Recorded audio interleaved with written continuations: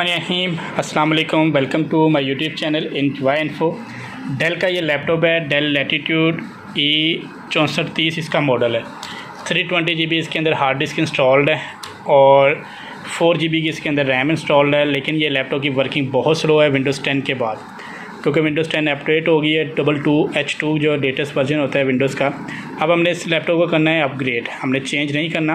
तो हमने क्या करना है कि 320 GB हार्ड ड्राइव जो है ये कैडी केस है, ये स्लिम कैडी केस है, ठीक है।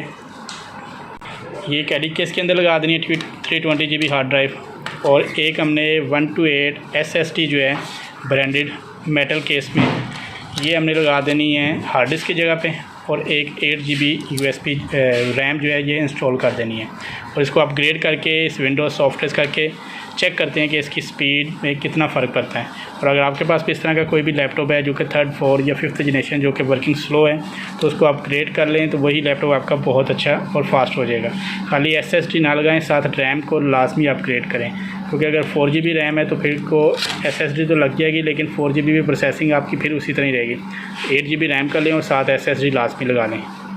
स्टार्ट करने से पहले चैनल पे जो भी न्यू है चैनल को सब्सक्राइब कर दें और बेल आइकन को प्रेस कर दें, ताकि मेरे आने वाली हर वीडियो का नोटिफिकेशन आपको बर वक्त मिलता रहे।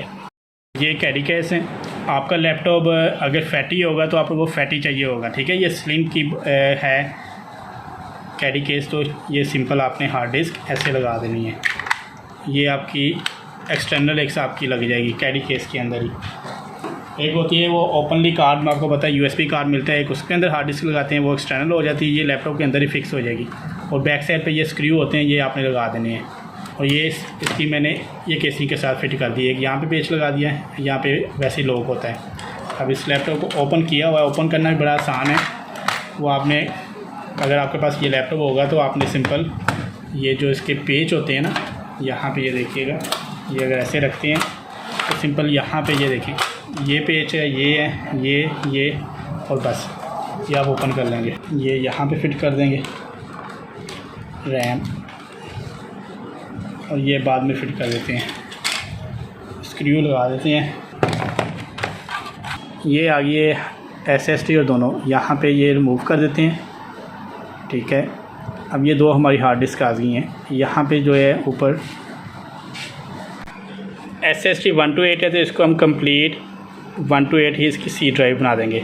और जो 320 है इसको हम सेम पार्टीशन बना देते हैं, 2 पे डिवाइड कर लिया था, सॉरी, ठीक है। यहाँ पे पुराना लैपटॉप जो हैं वो नए लैपटॉप से बहुत बेहतर हैं, क्योंकि नए लैपटॉप जितने भी आ रहे हैं, जैसे 11 जनरेशन है ना, उनके अंदर फ़िक्स रैम भी कर दी है, और फिक्स जो है ना उन्होंने कर दिया है आपका M2 कार्ड तो चले आपका चेंज हो जाएगा, लेकिन रैम फिक्स कर दी है। अगर आपकी एक भी चीज़ ख़राब हुई तो उसमें क्या होता है कि जैसे कुछ लैपटॉप मैंने देखे हैं जो नए आ रहे 11 जनरेशन, उनमें रैम की स्लॉट भी एक है और रैम भी एक लगी है, और कुछ में क्या है कि रैम की स्लॉट नहीं है, रैम फिक्स है।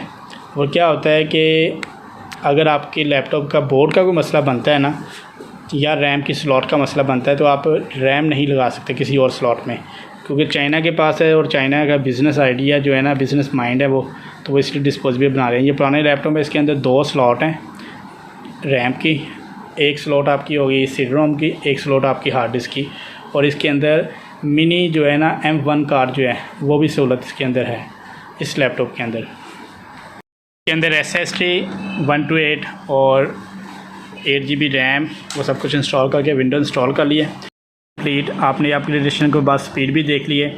अब मैं विंडोज़ का बैकअप इमेज बना रहा हूँ, ये दोबारा आप कर लेते हैं स्टार्ट। ये मसलन कि यहाँ पे जो मैनेज में जाके मैंने ये भी ड्राइव की भी सेटिंग कर दी है। इसके बाद मैंने अब विंडोज़ का इमेज बनाना है, तो कंट्रोल पैनल में आएंगे। यहाँ पे आने के बाद बैकअप एंड रीस्टोर की ऑप्शन होती है, इसको हम क्लिक करेंगे, क्रिएट इमेज पे क्लिक करेंगे।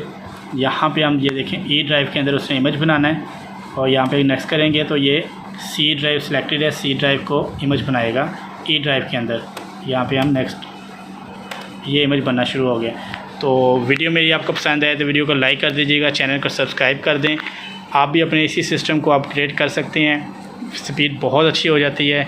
अभी मैं वीडियो के एंड पे इसको ऑन और शट डाउन करके भी आपको दिखाऊंगा, फिर अपनी वीडियो एंड करते हैं, ताकि आपको आइडिया हो जाए कि यही एक लैपटॉप जब नॉर्मली साटा के साथ टाइम शट डाउन पे कितना टाइम लेता है और ऑन पे कितना टाइम लेता है। लेकिन जैसे इसकी रैम अपग्रेड और SSD में कन्वर्ट करते हैं तो यही सिस्टम ऑन होने में और शट डाउन पे कितना टाइम लगेगा। फिर अपनी वीडियो एंड करते हैं। ये वाला लैपटॉप हमने अपग्रेड किया है जो कि आपने देखा है सारी वीडियो में। ये भी सेम लैपटॉप है, इसके अंदर सिर्फ 500 जो है SATA इंस्टॉल करनी है क्योंकि इनके पास बजट नहीं है SSD का और रैम का। अब यही लैपटॉप जो कंप्लीट अपग्रेड करके सॉफ्टवेयर कर लिए, हर चीज़ कर लिया, अब इसको मैं कर रहा हूँ शट डाउन। यहाँ पे ये देखें, ये शट डाउन किया है सिस्टम और ये सिस्टम कितना टाइम लेता है शट डाउन होने में।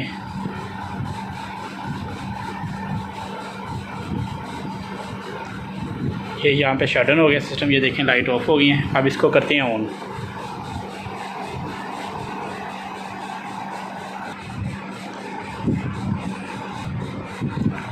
ये देखिए ये सिस्टम ऑन है और अभी डेस्कटॉप पे आ जाएगा। यहाँ पे सिर्फ एक CMOS बैटरी सेल जिसकी वजह से वो स्टार्टिंग ब्लैक स्क्रीन आया था, वो अगर CMOS बैटरी सेल भी इसके अंदर लगा देते तो वो भी प्रॉब्लम ना आए और लैपटॉप अपनी वर्किंग में आ गया। तो अपनी वीडियो एंड करते हैं। वीडियो पसंद आए तो वीडियो को लाइक कर दें, चैनल को सब्सक्राइब कर दें, बेल आइकन को प्रेस कर दें ताकि मेरे आने वाली हर वीडियो का नोटिफिकेशन आपको बर वक्त मिलता रहे। अपनी दुआओं में याद रखिएगा।